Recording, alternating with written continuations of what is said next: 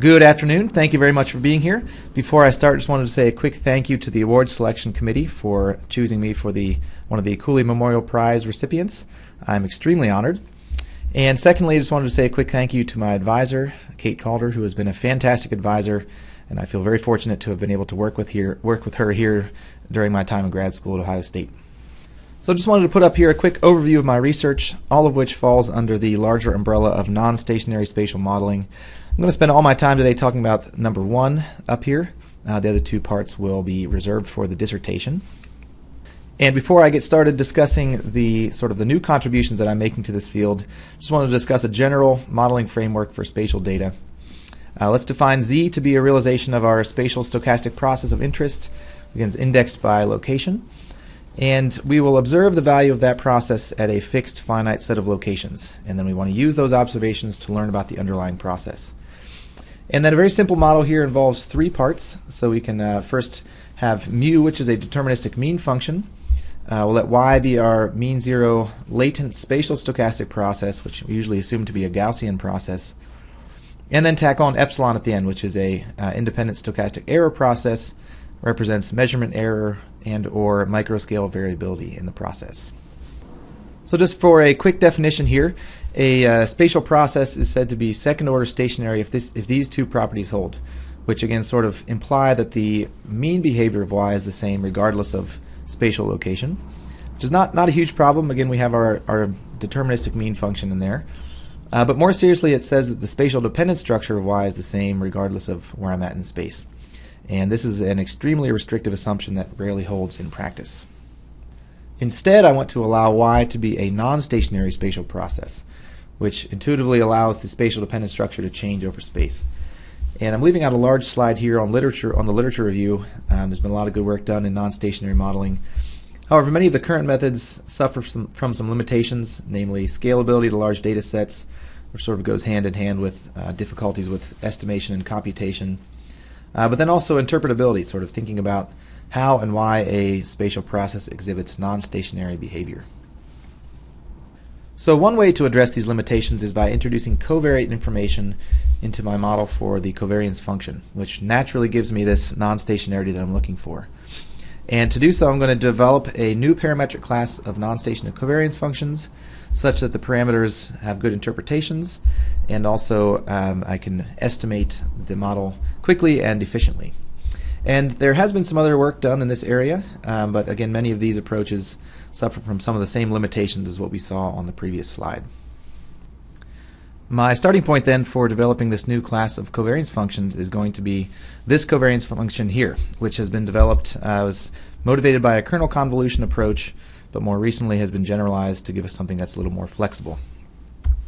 So first, I wanted to point out the m function at the far right side of the equation there is the Matern correlation function.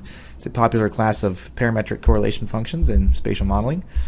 And the argument of that function, of the Matern correlation function there, is a scaled distance. So you can still see we still have the notion of distance here in our covariance function. But this also gives us something that's extremely flexible that allows each component of the spatial dependent structure to vary over space. So everything from the variance of the process to the smoothness, as well as the anisotropy, which controls the magnitude and direction of spatial dependence. And again, this sort of was motivated by a kernel convolution approach, so we're going to call these capital sigma matrices the kernel matrices.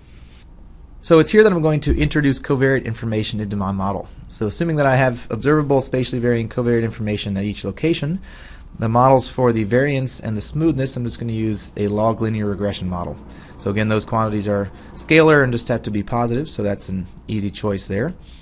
But for the anisotropy matrices or kernel matrices, I'm going to use the idea of covariance regression, which is essentially just a regression model for a covariance matrix.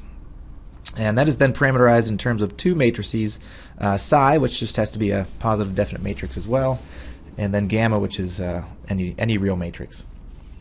And then I can plug each of these models into the covariance function on the previous slide to arrive at my new class of regression-based covariance functions, which I'll now denote with the R superscript. Okay, so again, the model's choices for the smoothness and the variance, fairly straightforward. Again, nothing too groundbreaking there as far as choice of the model.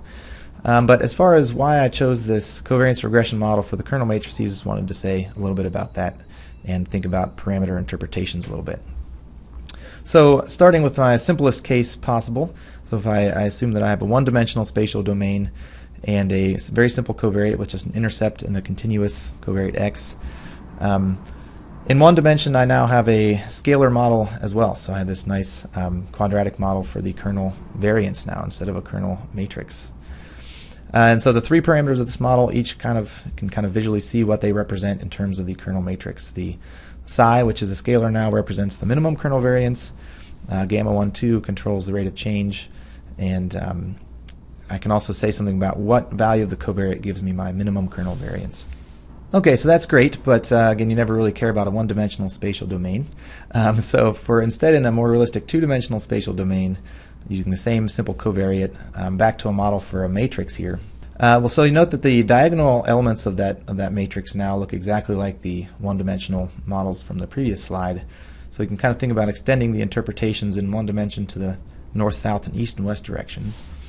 But more generally, to get a look at the parameter space for this model, thought a little bit about this and made this plot to visualize what the model geometry looks like. So for a 2x2 covariance matrix, I have three unique parameters, the two marginal variances and the covariance. You can represent those using the x, y, and z axes here in a three-dimensional plot. So here the opaque cone represents the full parameter space. So any point falling inside that cone represents a positive definite matrix. So what my model does to restrict that space then is what I have visualized here.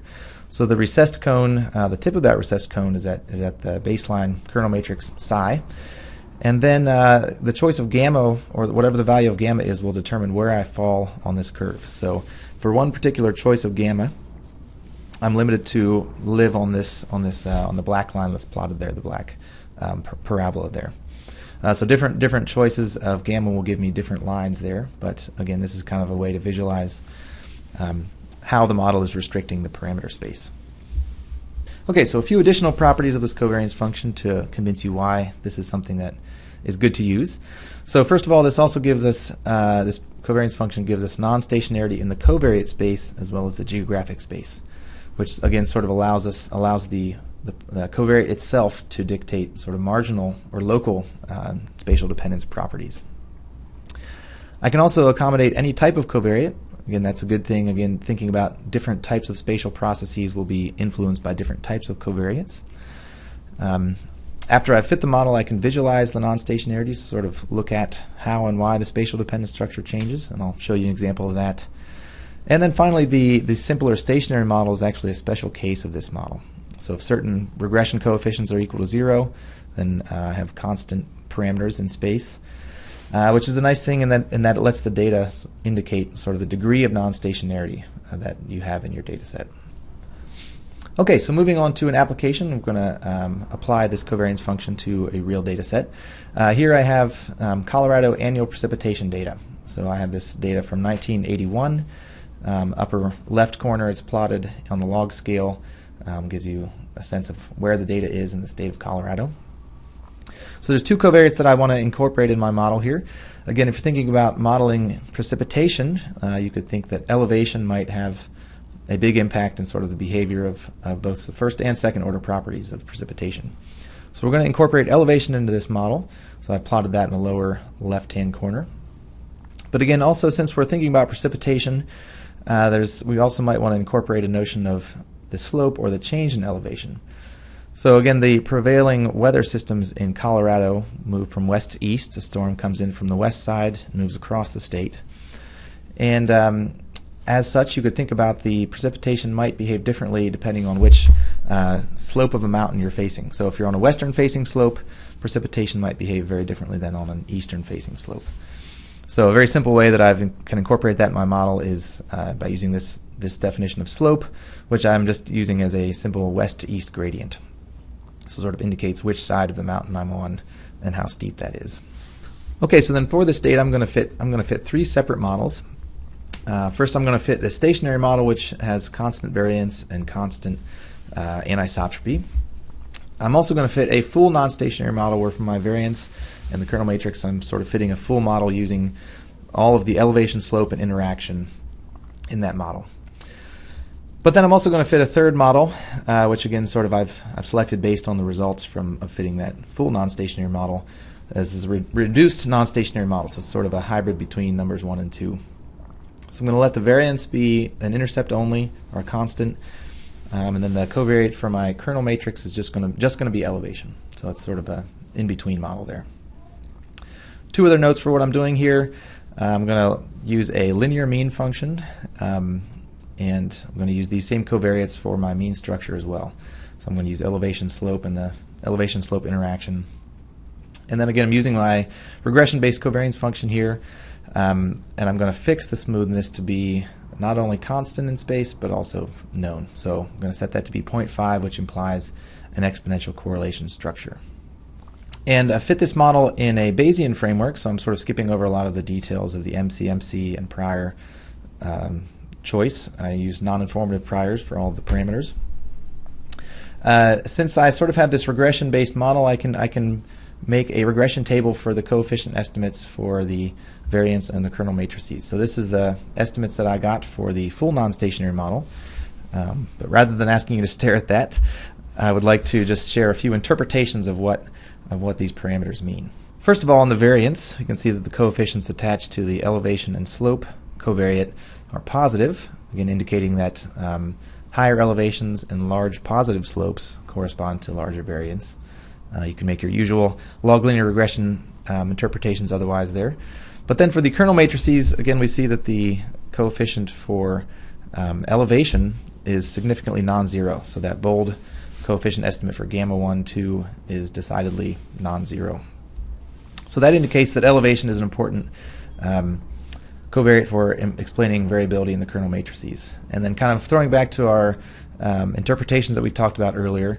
So if I sort of ignore the interaction and keep slope constant, the minimum kernel variance in the x direction as a function of elevation occurs when the standardized elevation coefficient is just slightly above its mean, so 0.165. And I should have mentioned that fitting this model, I standardized all my covariates first. And then as far as comparing the three models, I'm comparing the models using a cross-validation approach. So what I did was taking my full data set, I held out 10% of the data, fit the model using the other 90%, and then predicted at the locations where I'd held out and compared the truth with my prediction. I actually did that 20 different times, so I did that using 20 different holdout sets, and then each time calculated each of these three evaluation criteria. So I have the mean square prediction error, which is just my average squared error in my predictions, but then also the continuous rank probability score and the logarithmic score, which both are more looking at predictive densities. And for each of these evaluation criteria, you can definitely see that the non-stationary models are preferred. And in fact, the stationary model is never selected, just comparing each of these holdout sets by itself.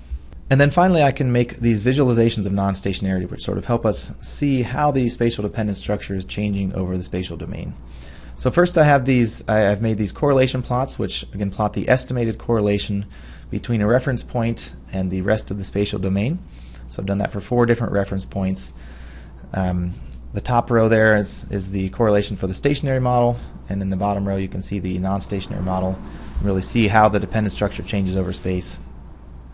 I can do a similar thing for the variance. So again, I can plot the estimated variance for my full non-stationary model, which again kind of lets us see how the variability in the process is changing over space. Okay, I think that's it. Thank you so much. If you'd like more information on this project, there is a paper on this work that's been accepted for publication in Environmetrics. It's currently available online as an early view article. Check it out there. Otherwise, thank you very much.